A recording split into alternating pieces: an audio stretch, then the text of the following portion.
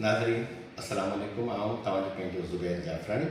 मुंहिंजो YouTube channel Zubair जाफ़रानी जे नाले सां उनखे सब्सक्राइब करियो त जीअं सिंध जे तमामु नामवर शाइरनि जी शाइरी तव्हां ताईं पहुची सघे।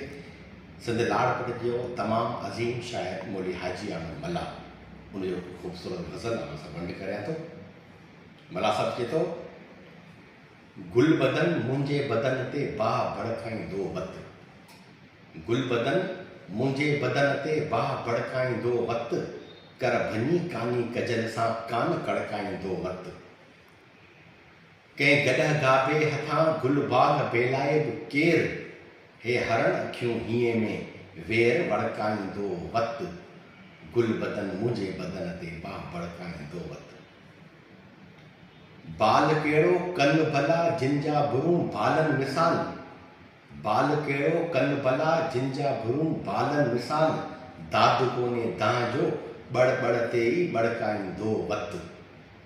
अॻियां मल्ला चए थो, दिल बि हिकु दिलबर बि हिकु, दिलबर घणा दिल ॾह कणा, दिल बि हिकु दिलबर बि हिकु, दिलबर घणा दिल ॾह कणा, तूं अखियूं फाड़े न फाड़े रीत फड़काईंदो वक़्तु। अॻियां चए थो, हे अणियूं अखियुनि त अहमद धक अंदर मां आर पार, हे अणियूं अखियुनि त अहमद धक अंदर मां आर पार, पाण खे थोरी देरि सां कीन थड़काईंदो वक़्तु, गुल बदन मुंहिंजे बदन ते बाह भड़काईंदो वक़्तु, कर भञी कानी कजल सां कान कड़काईंदो वक़्तु। तव्हांजी